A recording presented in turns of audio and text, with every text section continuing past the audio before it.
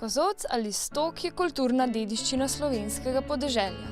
V naši državi najdemo kar 80% vseh obstoječih kozolcev.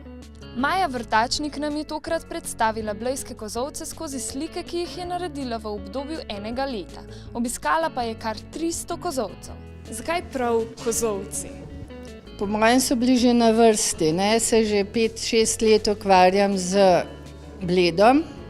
Prej sem hodila po svetu, pa sem pripravljala predavanja o mojih potovanjih in so ljudje zelo radi hodili me poslušati.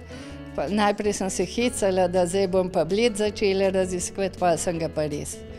Vzela sem register naravne in kulturne dediščine na občini in sem začela, najprej sem naravne dediščine šla skozi, kjer je zelo človek žalosten, da se tudi, če so zaščitene pa prepoznane vrednote, da se jih nič ne čuva.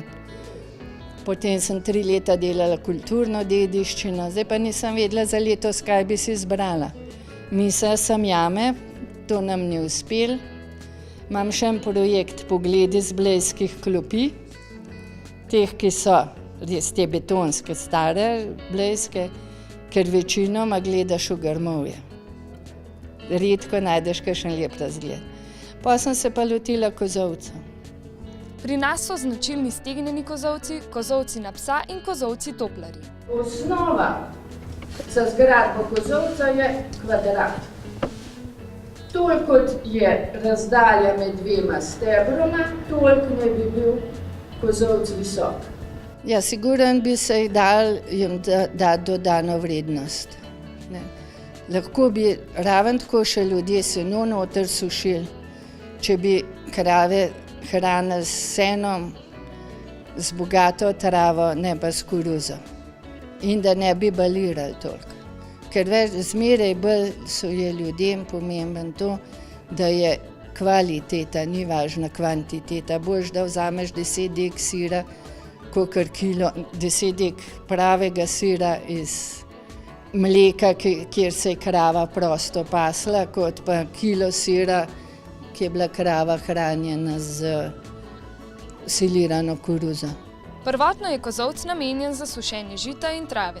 V sedanjosti pa lastniki njihovo namembnost spreminjajo svojim sodobnim potrebam. Za kozolce. Enojni stegnen kozolc. Prvi so bili opisani že v 17. stoletju. Je važno, stebri so leseni, imajo zemljo vkopane lesene ali kamnite babe, lahko so betonski. Stebri so med seboj povezani z latami in zaradi vetra podprti s strastnimi stebri. Stebri kozolca so med seboj oddaljeni 4 do 5 metrov, višina kozolca je tudi 4 do 5 metrov. Kritina je slama, skodle, cement ali opeka. In za Bled je predpisano, da mora biti siva. Enostavno ljudje se ne zavedajo, kakšen pomen ima dediščina. Na temu ne bi se gradilo in če jih nobeden ne ozavešča, potem dela vsak po svoje, kakor ve, kakor zna, kar ima na razpolago in si sproti prilagaja, pol pa nastanejo take čudne stvari, ki nimajo nobene veze več s kozolcem, razen da vidiš par lat pa en steber z luknjam.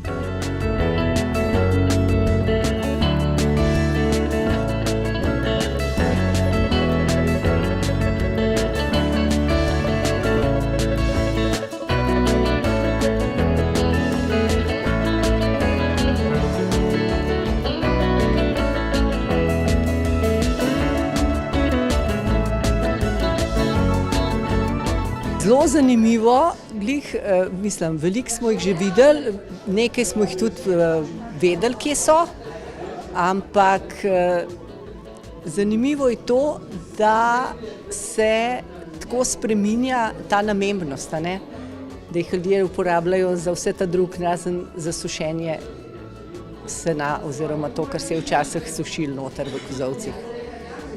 Mi je pa všeč, da je Maja recimo toliko vztrajna, da je toliko veliko tega poslikala, celo okrog 300, tako da to je neverjeten. Medtem ko nekateri ostajajo prepuščeni zobu časa, drugi postajajo del počitniških objektov s sodobnimi rešitvami.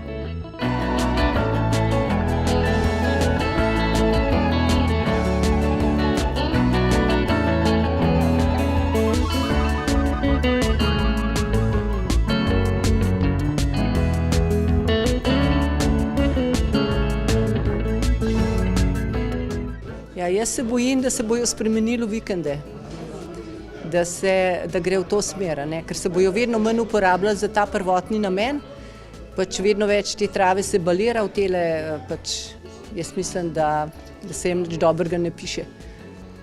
Ja, kozolec je del kulturne dediščine že 300 let, najmanj. Normalno, da se spreminja, samo potrebno bi bilo se držati vsaj tistih osnovnih pravil, tistega osnovnega reda, ki je bil že na začetku dan. Kaj pa menite vi? Bi morali kozolci postati del zaščitene kulturne dediščine ali naj njihova usoda ostane v rokah njihovih lastnikov?